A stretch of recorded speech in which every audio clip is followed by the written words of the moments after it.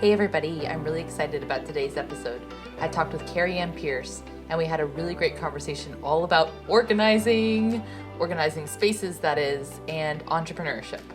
Kerry Ann shared her journey from the Bahamas to Buda, Texas, where she launched her professional organizing services company, Luxxe Organizing. Kerry Ann talks about the power of investing in your community and relationships to build trust and connection, and knowing when to outsource and reach out for help as an entrepreneur.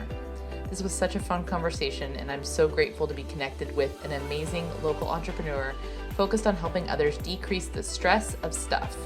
Without further ado, here's my conversation with Kerry Ann Pearce. All right, welcome to the Building Thinkers podcast. Today, I'm so delighted to be joined by Kerry Ann Pearce, and we are going to talk all things organizing today. And I'm so excited because this is a side area of passion and need in my life. And so, Kerry Ann, thank you so much for joining us today. Yes, thank you so much for having me. Okay, we are going to jump right in. We love to ask on the Building Thinkers podcast, what is it that you build, a little bit of your story, how you got into doing what you're doing now. So wherever it makes sense for you to start, give us a little bit of your background, what brought you to the work that you're doing now. Perfect. I will start with, I was born in Jamaica. I moved to the Bahamas right after graduating high school. Lived in the Bahamas a little bit longer than I did in Jamaica. And then I moved to the US in December 2019. So I met my husband, Renee. He's from San Antonio. He lived and worked in the Bahamas for 5 years. So that's how we met, hence why I'm here. So when I got here in December, I was a realtor in the Bahamas for over 10 years. So when I moved here, automatically I thought, well, yes, I want to be a realtor. And then I got here, hang out with a couple people. I went to Nate's. I don't know if you're familiar with Nate's. Yes. I went to Nate's and I met a couple people, and it's like, oh, I'm a realtor. And I'm like, oh my God, I have to be really unique. I can only tell the story that I lived in the Bahamas. I grew up in Jamaica for so many times. And then it's like, so what else do you got, girl? So yeah, I was like, I went home and I'm like, oh, yeah, I don't think I want to be a realtor anymore. It's way saturated, like the market is overly saturated. So again, 2020, that was the beginning of the pandemic. So What a time to move here in I 2019. know. And then you're like, what have I done? It was like we're all shut in, can't go anywhere, can't do anything. But yeah, I was watching Netflix and the home edit came on. And I think everybody was watching it at that time because we couldn't go anywhere. But Why not redo our closets? That was like the time. It's finally, Yeah. I can't go anywhere else. I have no other excuse. I will color code my books. Clear out the and pantry. I will... Get rid of those outdated meal foods, canned goods. Yeah. Yes. So I was watching it and I'm like, well, naturally, I'm an organized person. So my mom is like a minimalist. I guess growing up, like in Jamaica, where we had the necessities, but it's not like we could splurge on a lot of things. So we didn't have a lot of things. So we lived off what we had and it was good for us. So her being such a minimalist rubbed off on me. Like we were taught to clean our shoes before we enter the house, make our beds, doing all these things. So with that growing up, I always find myself that I didn't get attached to like things. I never had a whole lot of stuff. So it was easy for me. This is something I can definitely do. And when we moved here, I had my husband get rid of a lot of his stuff that was in the storage. I'm like, you've lived out of this country for 5 years. You haven't used any of these items. Get rid of them. Give them to somebody who could use it. So that's where it all like started. I'm like getting I rid can of tell stuff. you're a warm demander. And so I think in this role, I mean, we'll get into this, but you need somebody to come in and be like, okay, no, really, Yeah. we need to get rid of some of these Yeah. items. And I say it nicely, like you try to like see how people react. So sometimes giving it away or just throwing away, it's a little bit harsh. So I always say, how about we just rehome it? Give it to somebody who can use it. So it's a little bit more delicate and people are like, huh, I like that idea. Let's rehome it. But it's the same thing. It's you're donating it, you're throwing it away if it's no good. But yeah. So I started watching the home edit. I loved it. I knew it's something that I could do. And another important part of it is I knew it wasn't going to take a lot of startup cost. So it's like, okay, I did an online course for organizing and space planning because I knew I also wanted to get into the staging part. So I did that course. I did my own website. I had a friend help me do the back end pieces and I just add all my information. So I had help with the website. I had someone do the logo for me. So it wasn't so costly trying to get it up and running. So, and that's the part that I really liked. It was just easy to get started. But in terms of how I got started, like into it, I just knew I would be great at it because I love organizing. My house is organized, literally nothing in here. So you got the website up and running and did a lot of that yourself and said, okay, I'm going to go hang my shingle. Take us from there. How did you get rolling with clients and get started putting your name out there, you know? And we don't often hear, I feel like everybody sees the overnight success story and sees now, you know, all the clients. And what was it? Take us to the beginning and maybe any lessons were there. So during that time, I knew I had to get an LLC or a DBA. DBA is doing business as. And again, my friend who helped with the website, he's like, here's my contact for a registered agent. They'll help you get it up and running. I did the application myself, submitted it, declined. And I'm like, no. So you know what? I said, just use this company and then let them do it for you. So I went to that company. I spoke to them. They were really friendly. There's a location in Austin. They were able to get everything started and submitted and was approved within 5 days. Awesome. Yeah. And so knowing when to really reach out and, you know, doing a lot of it yourself, yes, but knowing when, okay, now it's the time to pull in a partner that's their specialty. They can go, you know, sometimes it's worth it to pay for the time, even when you're starting out, you don't have necessarily the funds to, that's that risky time when it's like, okay, is it worth it to go out there? But I've seen that too. Yeah. You just got to know when to pass that thing on, something that you're not great at. I just moved to this country, so I don't know nothing. I'm still learning. So the taxes and all that stuff, I don't do my own taxes because I don't want the IRS coming out looking for me. So that's passed on to the professionals. So I did the website, I did business cards and all of that stuff. So how I got started. I live in a huge community. It's thousands of homes at the time, still is, and it's still growing. Cool. So when I started, I asked permission to drop like a little flyer in their different groups. So I created a flyer, dropped it in. I think that was around September, October of 21, I want to say. Okay. And I did the flyer and I got within that month, I got 3 clients within the community. So, and then, because initially when I submitted it, I was like, okay, I'm giving myself 3 to 6 months before anything happens. And I'm like, okay, good. I'm okay with that. And then when I put the flyer in the group and those people reached out, then I'm like, oh my gosh, what do? I didn't expect to get anybody right away. So now I have clients. Now I have to work with them. Yeah. So I went in there and honestly, I was a little bit intimidated. I've never done it before. So I was a little bit shy. I was a little bit but I had to go in there knowing that I know what I'm doing, you know? And my first job was a pantry. So pantries I think they're one of the easiest because you just buy the materials, you throw out all of those expired food, you want to categorize, so you want to put like items with like items, so your dinner items, lunch, snacks, so anything for your kiddos, whether you want to put it on a lower shelf where they can easily grab it or you don't want them to access it, so you put it on a higher shelf, so you got to ask permission before you touch it. So that was a little bit easier and that went well. And I think she's up to today. She's still very happy with it.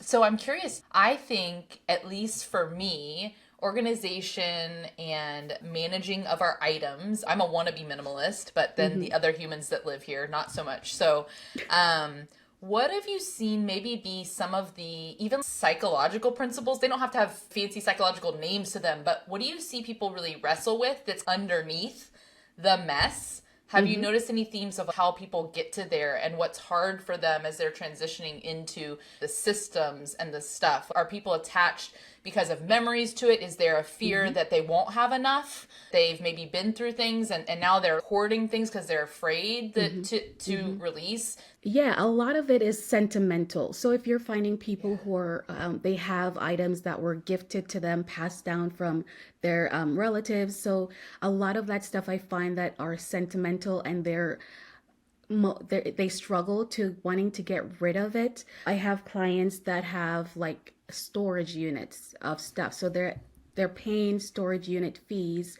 to house stuff that they will never use. And their kids don't want them. But Hmm. again, it's just that sentimental thing for them. Their grandmother, great grandparent had it and they Hmm. fought for it, or they didn't Yeah. have a lot of money when they got it. So it's just those things that are like, Hmm. sometimes I can't get them to let those stuff go. So if I can't, I work with the stuff that they're willing to get rid of. So I don't want to go into someone's house and just like trying to telling them you got to get rid of this. No, it's their Yeah. precious pieces. So we work with the items that, okay, I have some clothes in my closet. I haven't worn it in, I don't know, 6 months to a year. I have some clothes that they don't fit me, but one day I'm going to lose weight and I'm going to fit into it. It never happens. Sometimes it does, but for the most part, it's like, Hmm. yeah, I'll give you 2 more months. If you don't wear it, if you don't fit in it, then we got to get rid of it. So it's always also good if you're, for example, a closet, Hmm. just have a box or bin in a corner.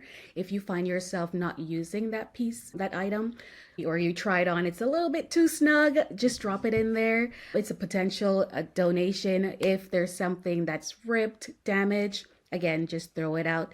What you're making room for items that you actually love. So getting rid of all that stuff that you don't use makes space for items that you do wear and you do use on a regular. So, but Yeah. yeah, sentimentally, it's people are really struggling with getting rid of pieces that they're really attached to. One of the statements that our listeners find helpful that helps us summarize some of the concepts is if only people knew.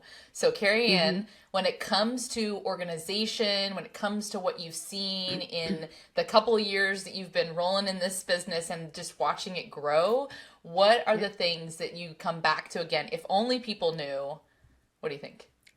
For me, that would be cost because a lot of people are like, I meet every day because I network and I volunteer for the chamber so often. So I meet people and they're like, you know what? I want to get organized, but I can't afford it right now. I will reach out in the future.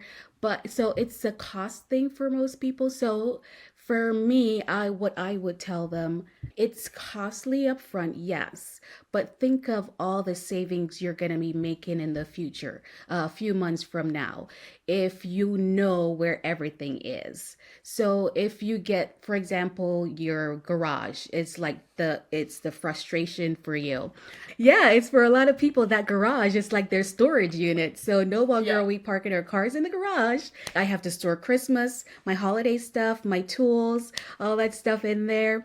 So I've been inside of a house that I found maybe 10 hammers, different tools. It's like multiple pieces of the same tool. So for me, you're saying if you're thinking, well, it's going to be costly to get organized, well, how about thinking of it as when you can't find something, you go out there and you buy another one, right? So think about it as where if I'm organized, if I get someone in, organize, categorize, label everything where it's easily accessible, it's easier for you to find stuff so you no longer have to go out there and buy another piece. And inflation's high. Like things are more expensive now. Let's just say it. So if you no longer have to go out there and buy that extra piece of equipment or tool or clothing or whatever it is that you need, not knowing that you have maybe one or two or three of them already there, that's saving you money. So home organization might be costly, but it's worth it in the long run because it's saving you money. It's peace of mind. It's taking away stress from your life. And it's just an ease that come over you like when you are organized. I've never met anybody who after I leave their house they're like, I'm still so not happy. I'm still overwhelmed. No, because we got rid of a lot of stuff and we create systems that makes it so easy for you, one, to maintain, two, for you to find stuff. And three, it's a heavy weight lifted off of your shoulder, you know? Yes. Yeah. I'd love to go into, I have two different ideas here. Okay, the first one is the idea of outer order, inner peace. And I have seen that to be true even when I clear off the countertops. We have these countertops that we had redone several years back, and I love them. I picked them. I want to see them. I do not Yeah. want to see all of the water bottles and school papers and all of those things. But the reality is, two boys in school and other people that also live in our home. And so Okay. there's things, right? And so, yeah, I want to hit on this outer order, inner peace. What do you think? What have you seen behind that? What is it for people that kind of releases? And I think this is a part of your value proposition that you're talking about is not only money, not only time, but this peace. Like, I don't know, I want to just pontificate here for a moment. Just like think about why is that for us that it makes such an impact there? Yeah, no. So I find that moving here, I find that a lot of people have a lot of stuff. And again, I'm not used to seeing that. So I'll walk into a home and there's with kiddos and there's a lot of toys. And it's like toys enough for like maybe 10 kids. Yeah, we But have too much. We have too much. You can say it. We have way too much. There is consumerism. There is more. What's next? There is another birthday party, another event where there's another item that we don't need. and it's the saying that too much stuff and not enough space.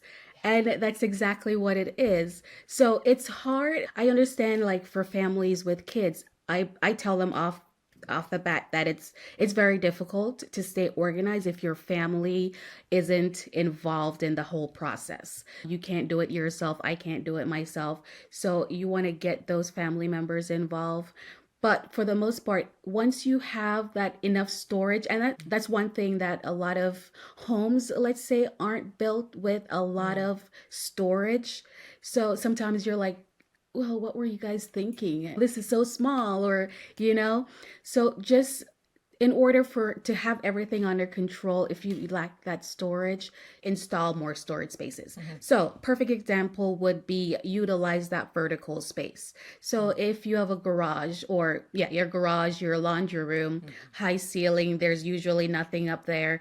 Add some floating shelves similar to your entryway. If you have a lot of foot traffic there, have a storage system there where you can store backpacks, sporting gears, shoes, all that extra items in that area. Yeah. I think that is a key to this. And I think it's so interesting watching the minimalism movement. And when I've traveled abroad and you see how other people live, it is the realization that for some people, this is just life. They do not have a lot of those items. And so they're naturally minimalists by default. And then we're seeking it as a better way forward because of all this access to the things that are not really providing the joy that maybe we pursued them with, or even just accidentally, or some of this pressure to have parties and to have gifts at parties. And so I think all the way we manage stuff coming in before it even goes through the door is a piece of this, in the systems of how do we manage items coming off. Yes. And I'd love to go, Kerry Ann, next into your system. So when you get a new client and you're working with them, I know you do space planning is one of the services you offer. You do staging, you do organizing. Where do you start with a new client? What's that process look like that you've built? So for my first step would be the consultations. So my consultations are free. It could be either in person or a video or phone call. Well, preferably videos, because then you can see what you're going to be working with. You can see what those people are seeing. So during that time, we're discussing, okay, what do we need? How do you use the space first? You want to get an idea how that space is used. So so whatever plan that you create it's going to work for that space one and for that homeowner. So consultation, you go through everything, every single space. You make note of what you need to purchase. You make note of what needs to be removed, get rid of, donated, anything like that. And then my process would be and for me, usually at consultation, I know for the most part that I've got the job because it's told, it's said, and then it's just that feeling that I've got this. So, and then I would go in there and for materials. So if we need to purchase materials, I email you all the links. So everything that was discussed in at consultation, I will email you those links. You click, put it in your cart and pay for it. Or two, if you don't have that, let's say you're a busy individual and you don't have that time to do all of that, I would purchase those items for you, take it to the job, and just provide you with one invoice at the end of the job. Love it. So it's two options. You either purchase those items yourself. I provide you with those links, which it's so much easier. You don't have to go out there because generally I use mostly the same products. So I know like, okay, this is for the pantry, that's for the closet. And I do like to give different options. Maybe someone doesn't like plastic containers for their decanting their food. Maybe they prefer glass. So I'll send a plastic version, BPA free, of course, and then I'll send the glass version. So they can choose whichever they want. So yeah, consultation, materials, we schedule that date. And we go out there and we just transform the space, implement systems, categorize, label, anything that makes it easier for that person. One, easy for them to maintain and easy for them to just, and that's another thing. Maintenance is key because you can't pay all this money to have someone come in and just transform your space and then not maintaining it. So you want to keep everything organized. If you're seeing that you're not making meals as often, well, don't go shopping, just use the stuff that's already there. If there's anything out of date, just throw it away. Not like everything. I know some items, even though they're out of date, example, pasta. I do keep pasta because I'm like, it's a dry good. So even if it's like 2-3 months out of date, personally, I still cook 2 months old pasta. Use your own discretion. This podcast is not for health advice or it's not pantry items, but use your wisdom. I agree. Yeah. So, but you want to get rid of those. So it's just the consultation, it's the material purchase, it's the scheduling the time, and then it's just implementation. Okay, I want to talk now about, it seems to me that over time your business has grown and now you have moved from those 3 clients on, and I saw on your website you're looking for team members. And so talk to us about the growth of the business. What are some of those decision points, early on in a business to add a team member or a contractor or things like that? How do you think about those decisions or anything you've learned there? So just to start, I didn't see this growing as fast as it, like for the first year, I was still working part-time at a financial planning firm, which I learned a lot being in those meetings when it came to starting my own business. So when there were meetings with business owners and they're like little tips, and I'm like, oh, I need to write that down for me for when I start this business. In terms of hiring, that's going to be a challenge for me a little bit because the growth is good. I've only been in business 2 years, and each year it has gotten better. And I must say that I've done a lot of networking. I joined the Buda Chamber, so I do a lot of volunteering work with the Buda Chamber. So I get a lot of exposure that way because I feel like when people see me out and see me doing things, it's like, okay, so she's in the community. I feel more comfortable because it's someone that I know. It's someone that, okay, the Buda Chamber, she's a member of the chamber. She's back, she's got that credibility. And I like to build credibility with people and future clients because I want people to know, like, how did I get here? And I always tell people that my story, I'm an island girl. So I always like tell people I'm from the Caribbean. I don't sound like everybody else. I have my little accent there, here and there. But I go out there and I network my, you know what? I network a Yeah. lot. So, and I do a lot for within the community. I like to support local. Mm-hmm. I've grown way more than I had anticipated to the point where I need to hire people to help me because I've been doing this by myself for 2 years now. However, when I do have a large job, I hire independent contractors that help me on those projects. But I want to hire a designated, you're working for Luxxe Mm-hmm. Organizing. Yeah. Now, it'll be a part time job, but it's something. And that's, I think, for me, in terms of growth, I'm gonna have a little bit of challenge with getting someone who's okay with a part-time job Mm-hmm. or okay with a project-based job Mm-hmm. because I'm only taking you on jobs that I have Right. booked. So Right. it's not like that consistency. Mm-hmm. So somehow I'm going to struggle with that a little bit in the beginning until I start getting that momentum where it's like, okay, I have like 4 or 5 Right. jobs a week and that growth is consistent. So Yeah. if there's anybody out there, you can go to Kerry Ann, your website, Yes, luxeorganizing.com. luxorganizing.com. If that's you, maybe outreach about the job because Yeah, I it's a think a lot of part-time people, job. yeah. Do you want somebody local that can come with you to the jobs? Oh, yeah. Yes. Yeah. Yeah, That's the main definitely, part. Yeah. definitely. Yeah. So somebody local. This is not a remote position. What No. about, I see your social media presence growing, the things that you're sharing with social media. There's lots of different strategies. You can find 10 million courses on how to grow your social media from all these people, right? But I think you have to do what's true to you and find the Yes. systems that are. So, what has that been for you? I'm curious. So I've managed my own social media. At some point, I would love to pass that on, but right now it's not the time. So for me, I post stuff that are one, my job. So post whatever job I post, of course, I get that approval from that homeowner because I need that approval. I'm not going to post your property if you don't give me Yeah. approval. That's one.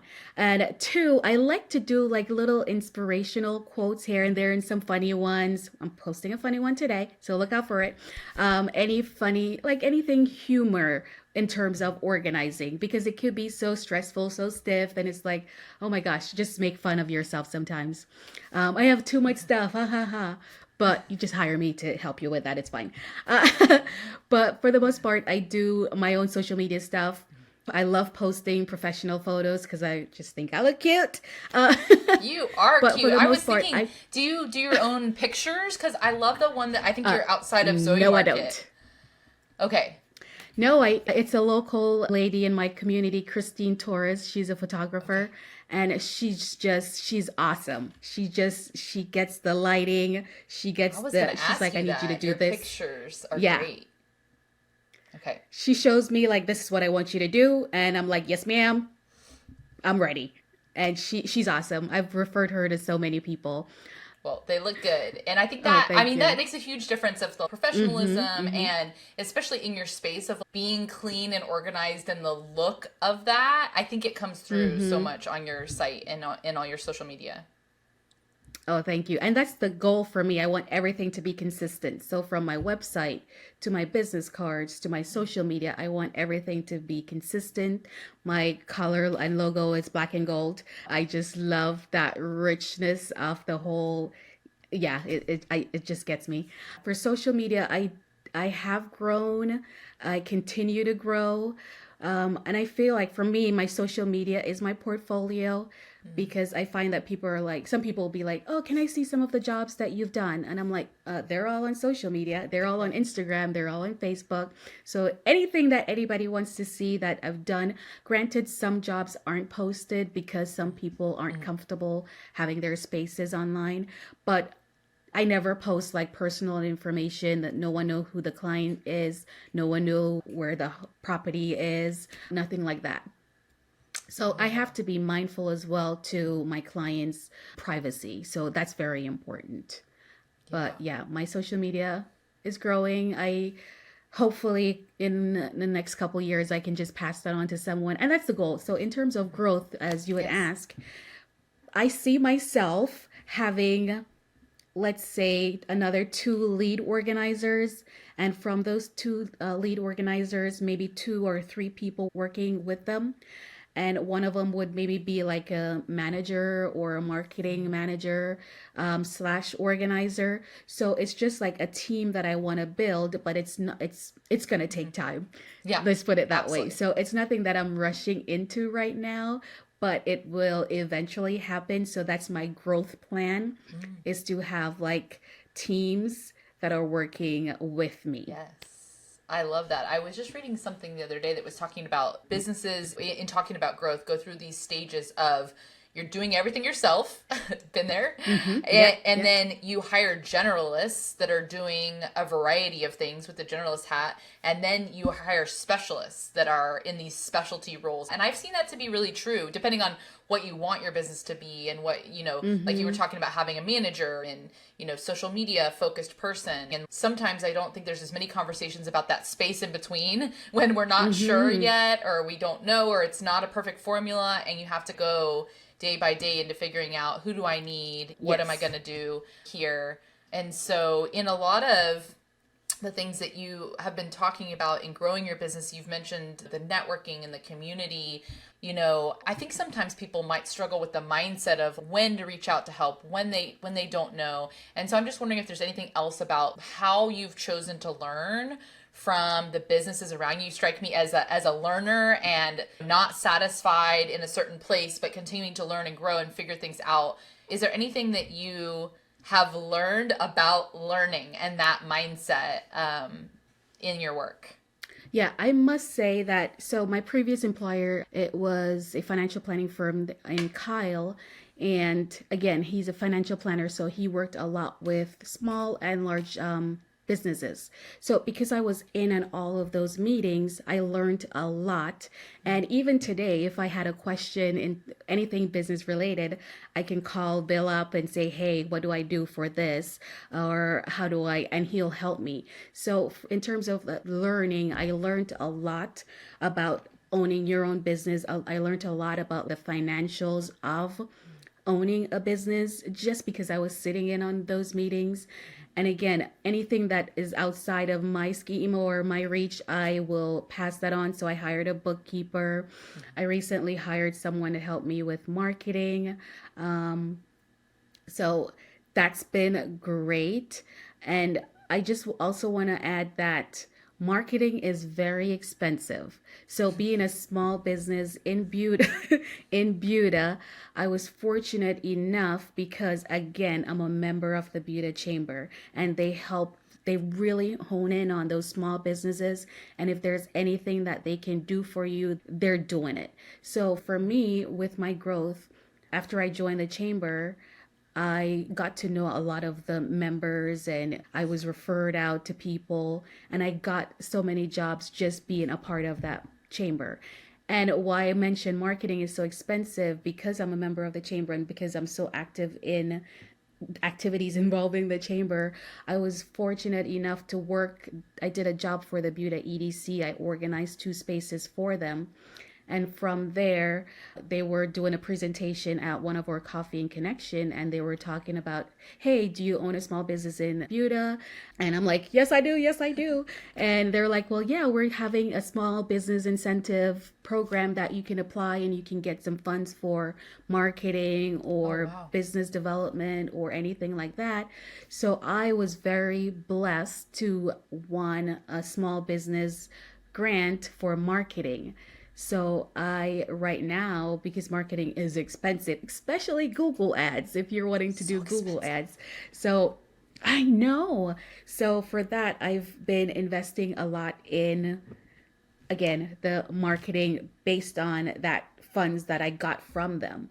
And that felt good because I just feel like your growth value or your value or what you offer to the community, people see that and highlight it and want to help you. And that's what gets me going as well. It's just that I've been out there, I'm beating the, what you call it, the pavement. I'm being out Yeah. there, and it's being rewarded. I Yeah. love that, Kerry Ann. I think I think that Amanda, who you know, talked a lot about this too, of the connections in the community. And it's striking me this idea of, you know, yes, the community has invested in you, but you invested there first. You didn't wait for somebody to come. And I do think that's another mindset. Entrepreneurs, people that want to start their own business, usually are forward motivated. They want to go out there and do it. But sometimes we can get stuck. We can get stuck in perfectionism or stuck in, well, I don't know exactly how to take this next step and I don't know where to go. And I think surrounding yourself with other people that are business owners and doing the work in all different fields, what you've learned from the financial advising space, what you've learned from the realtors in maybe the staging space and those connections there. I think that's really powerful. And so I'm hearing in this, if you're working on your business, if you're trying to find that next step, like get around some other people and, you know, talk with them. And I love this sense of just support and community. I found that locally with a group, and then I've also found that online. There can be online communities in the space that I'm working in, where a lot of my work is remote or international or, you know, across the country. With learning experience design and strategic consulting, I've found like-minded groups of people that are trying to push innovation in that space, and I can send them, hey, here's a proposal I'm working on, this is what it looks like, what do y'all think? Or, you know, here's some strategies I'm trying to integrate into the next workshop, what do y'all think? Have y'all tried that before? Any feedback here? And it's that, I think, willingness to not know sometimes and to ask that helps us grow faster than if we just waited until we knew. I'm speaking to myself here. If we wait till we know the exact right thing to do, we will never get anything done. And so I have a little sticky note on my computer here that says C plus student plus action is greater than the valedictorian, greater than the one that had the 4.0. And as a, you know, a 4.0 type person, not necessarily from intellect, but from sheer work, to keep that, I need to be actually a little bit more like the C plus student plus action that's willing to go and try and break things and figure out why they broke and move forward. And that has really helped me in my own business to take some steps that have ended up growing things. Yeah. I don't know. What do you think? I've helped a lot of other organizers like getting started, not just organize for people that I personally know who wanting to start their own business. So for me, a lot of my friends are like, I'm so proud of you because you've only lived in this country. I started like the back end of the business a year into moving here. It's amazing. So a lot of them are like, I've lived here my whole life and I never thought about starting my own business, and you came here from a small island and you're, you know, having this success story of you're starting your own business and you're doing so well. So with that being said, I don't want to gatekeep this profession. So when other local organizers reach out to me and they're like, I just want to get some ideas, or how did you get started? I want to grow. I want to be where you are. And I'm like, you know what? Let's schedule coffee. Let's talk about this. Do you have this? Do you have that? Okay, here's where you get this. And I'm always that person that I don't gatekeep. I'm not going to hold it all to myself, because again, Texas, I did not know this, but Texas is huge. And there is enough business in Texas, or let's just say in Austin, Kyle, Buda, San Marcos, Central New Braunfels. Texas. There's people keep coming here with all their stuff, Kerry Ann. There is enough job for all of us.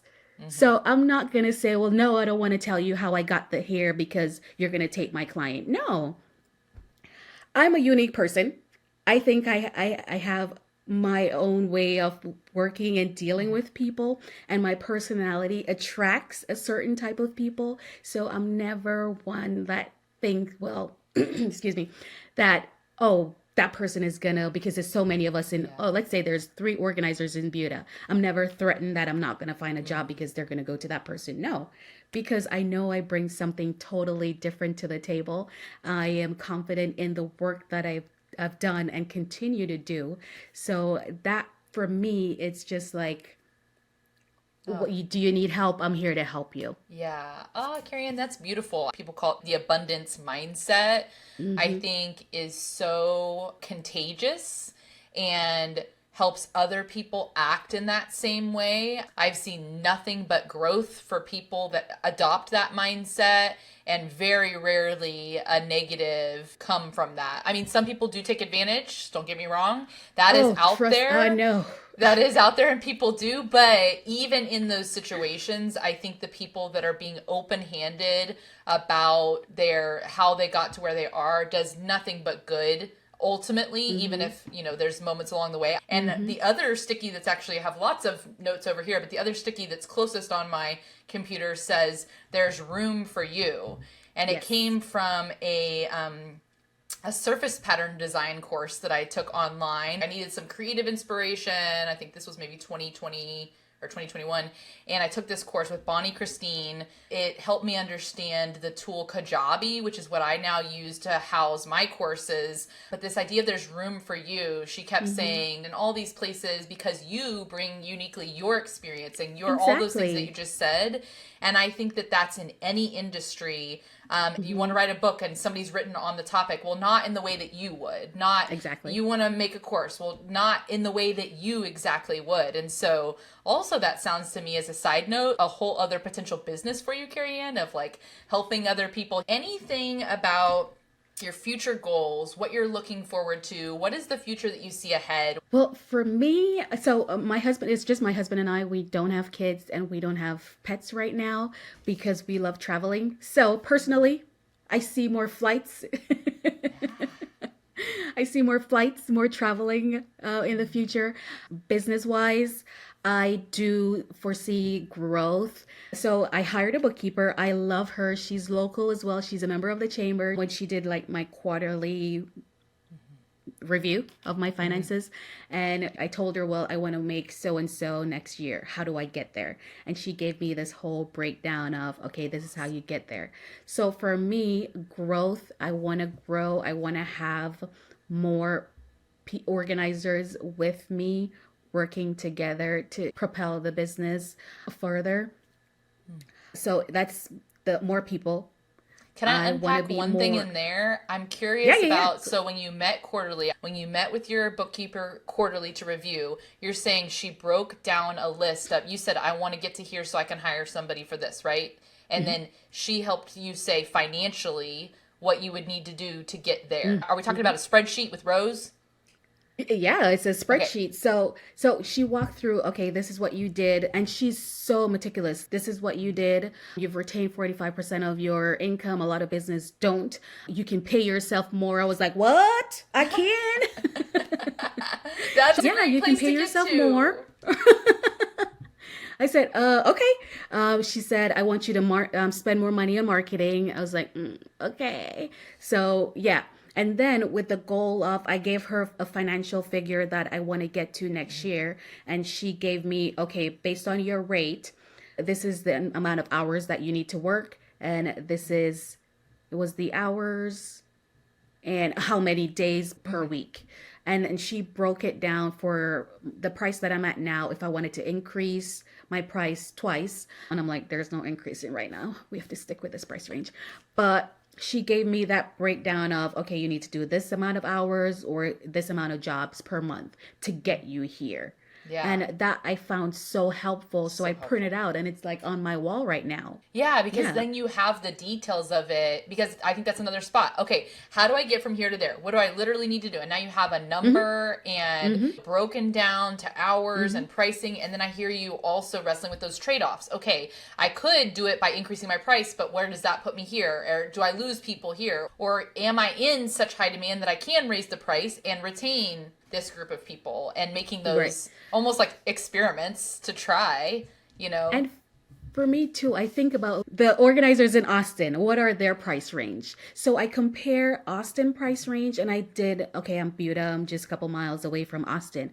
I can't, for me personally, Mm-hmm, I mm-hmm. don't see myself asking what they're asking in Right. Austin because, correct me if I'm wrong, the income that's in Austin, Oh, you're it's absolutely not right. the same It's not the for the same. household income for Yeah. Granted, some people do live in Buda but work in Austin. But again, for the most part, Buda, Kyle, San Marcos, a lot of my clients are in those areas. Yeah. And I know the income aren't the same as if you're living in Austin and you're in the tech business or anything like that. Right. So I want to make sure that I'm priced fairly. So if Austin is asking 90, I'm not asking 90. I want to make Right. sure that people are comfortable with the pricing because ultimately my goal is to get everybody organized, Yeah. you know? Oh, that comes through If so I could clearly. be, yes. So if I can be, and I've met, there's a larger company in Austin, a Moxie Space. I love those ladies. We've worked together before and they do awesome jobs. And it's 10 of them. And Sarah is like, I always talk to her and I'm like, you're where I want to be. But again, she's been in this business for 6 years. So she's done the work and she's awesome. Her team is awesome at what they do. So right now it's like, I think it's like between 8 and 10 of them. And I'm like, that's goals. So she knows that, you know what, this is where I want to be. Well, I can take maybe 6 or 8. I don't necessarily need 10. But you know what? That's my growth plan. I love the clarity. And for the record, you are doing the work for getting where you already are now. It's just so amazing to see the impact in the community and your support and things growing. So I can't wait to hear in a couple months, in a year, just watch you move towards those goals. And I love meeting other local entrepreneurs. And so anything, let's close with, and then we'll wrap. Where can everybody find you one more time? And I'll put all of these links in the episode description. And so people can just click that link. I have Instagram, Facebook. I don't do much with Twitter. So Instagram and Facebook are pretty much my most viewed channels. And it's Luxxe Organizing, and that's Luxxe Organizing. And for a website, if you want to see pricing and see my website is new. I recently used some of that grant money and updated my website. It was done by the lovely Shelby Breyer from Breyer Branding. So my website is new. So it's www.luxxeorganizing.com. Email info@luxxeorganizing.com. Awesome. Kerry Ann, thank you so much for joining, for your insights. You are motivating me to think about my space, and I look forward to hearing, just more and staying connected. I want to add before I go too. Yes. So pretty much most of the houses that I've done one space, sometimes two, and I would get pictures of saying, "Oh, Kerry Ann, I know you only helped me with my pantry, but look at my drawers, look at my closet. I did this, I did that," and it's like, yes, this is what I want. This is why I do this job. Yes. So sometimes one space Yeah. inspires the other. Mm-hmm. And they're sending me pictures of stuff that they've done, and I'm like, yep, that's what I do. So it's a that's movement. awesome. You're starting a movement here. Thanks so much for listening to the Building Thinkers podcast. Don't forget to subscribe and share with your friends. And if you enjoyed what you heard, please leave a podcast rating and review. That helps more listeners find us in the world of podcasting algorithms. You can find out more about my learning and development strategy services at buildingthinkers.com. And remember, there's no limit to what you can learn.